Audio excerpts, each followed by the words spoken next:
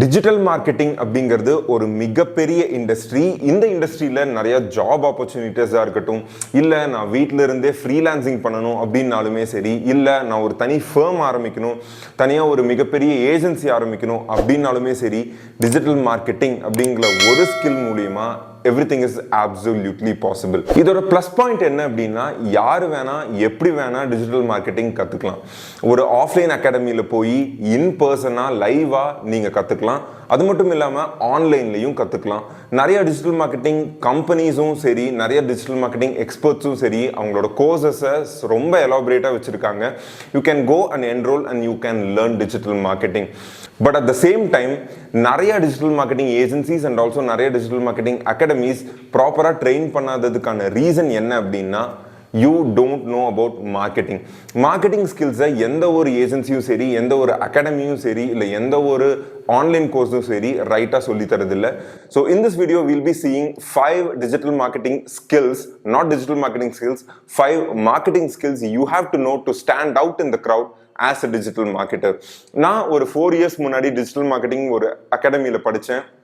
அதில் படித்ததுக்கு அப்புறம் என்னோட ஃப்ரெண்டு மூலயமா 2 கிளைண்ட்ஸு நான் சர்வ் பண்ணேன். ஸோ அவங்களுக்கு சோஷியல் மீடியாவாக இருக்கட்டும், எஸ்இஓவாக இருக்கட்டும், இதெல்லாமே நான் லாங் டேர்மில் பண்ணேன். But I can't able to bring results.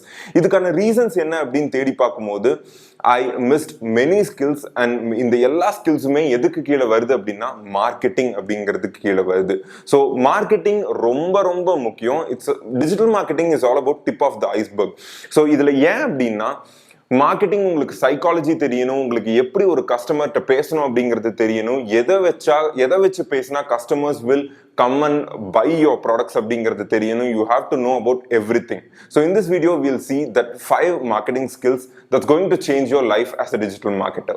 First மெயினான ஸ்கில் மார்க்கெட்டிங்ல நீங்க கத்துக்க வேண்டியது காப்பி ரைட்டிங்.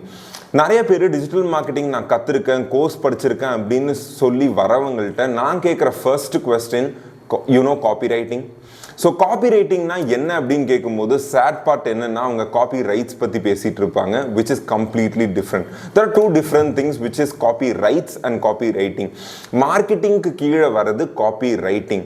ஒரு சிம்பிளான டெஃபினிஷன் காப்பி ரைட்டிங்க்கு சொல்லணும் அப்படின்னா, copy writing is nothing but writing words that cells.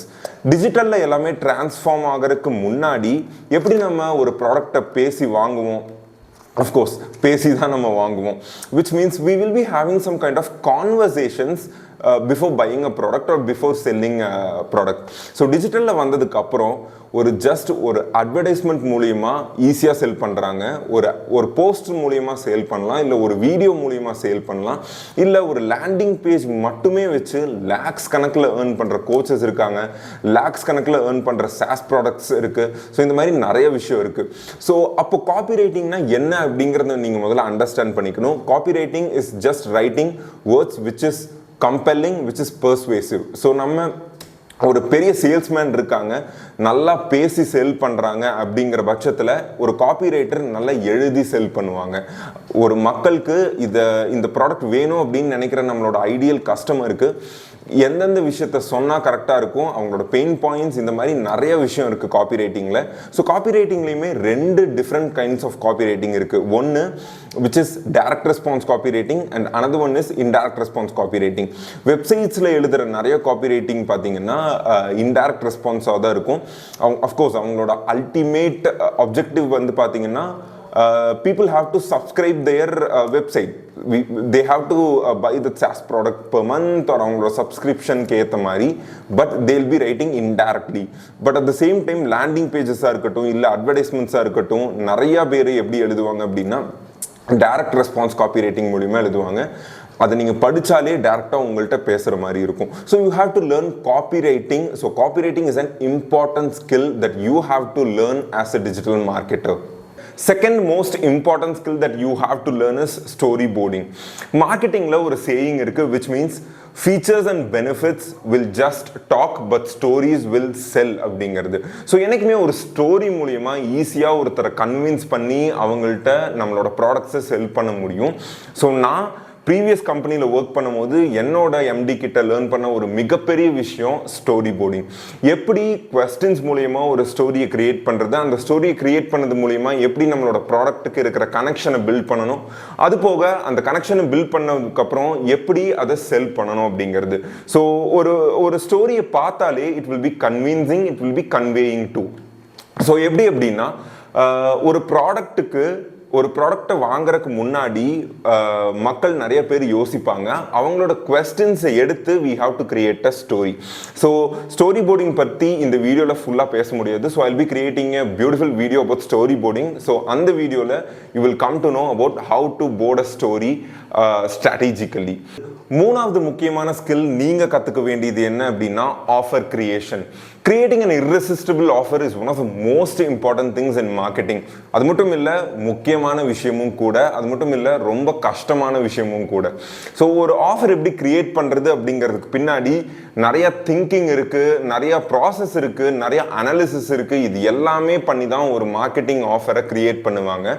But ஒரு ஈகிள்ஸ் ஐ வியூவிலிருந்து பார்க்கும்போது வாட் இஸ் அன் ஆஃபர்? நம்மளோட ஐடியல் கஸ்டமரோட பெயின் பாயிண்ட்டுக்கு நம்ம கிட்ட இருக்க சொல்யூஷனை கனெக்ட் பண்ணுறது மூலியமா we are helping you அப்படின்னு சொல்கிறது தான் ஆஃபர்.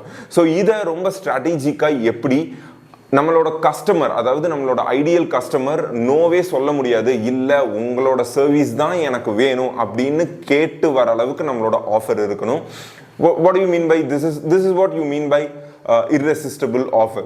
ஸோ இப்போ நான் சொன்னது தான் ஒரு ஆஃபரோட எசன்ஸ். ஸோ இதை கிரியேட் பண்ணுறதுக்கு நிறைய அனாலிசிஸ் பண்ணணும். அது மட்டும் இல்லாமல் ப்ரைசிங் அனாலிசிஸ், இது எல்லாமே பண்ணணும். ஸோ ஆஃபர் கிரியேஷன் அப்படிங்கிறது ரொம்ப முக்கியமான point. So you have to learn about how to create an irresistible offer.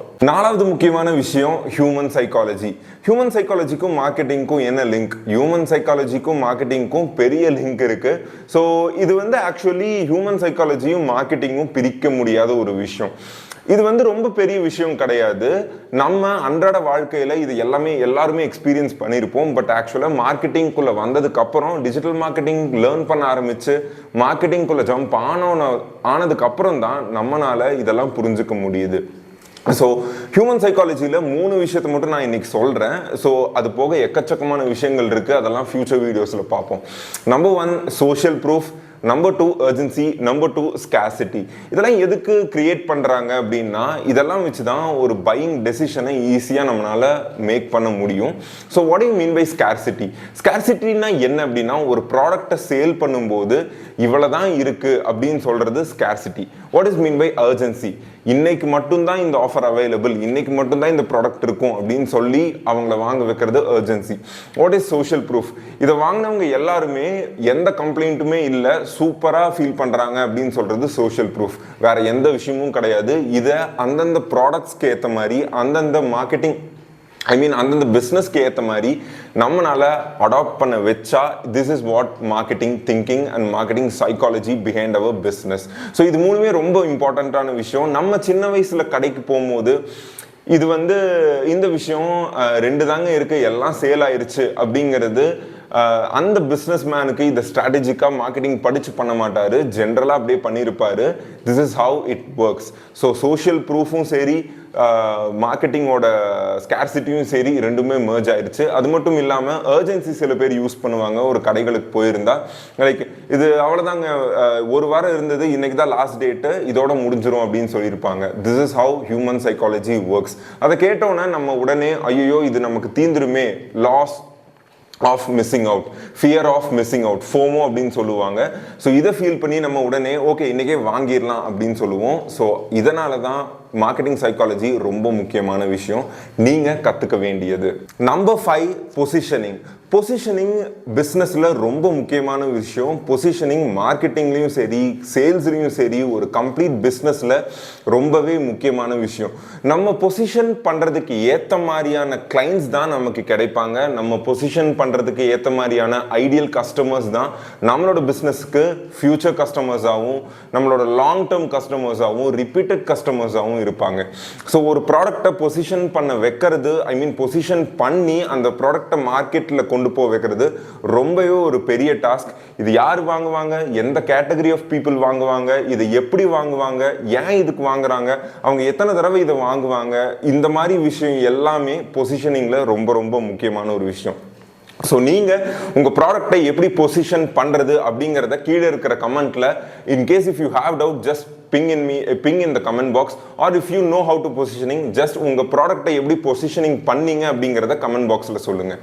இந்த 5 விஷயமே நீங்க ஒரு டிஜிட்டல் மார்க்கெட்டரா இருந்தா மார்க்கெட்டிங் கத்துக்கணும் அப்படின்னு நினைச்சிட்டு you have to learn all these things to bring results. நான் அப்பவே சொன்ன மாதிரி இந்த 5 விஷயத்தை கத்துக்கிட்டாதான் உங்களால நீங்க எடுக்கிற ஃப்ரீலான்சிங் ப்ராஜெக்ட்ஸா இருக்கட்டும், இல்ல நீங்க ஒரு கம்பெனில ஒர்க் பண்ணீங்கன்னா அங்க இருக்கிற கிளைண்ட்ஸ்க்கா இருக்கட்டும், இல்ல உங்க ஓன் பிசினஸ்க்கா இருக்கட்டும், you can able to bring up the results. So that's it guys, we'll see in the next video.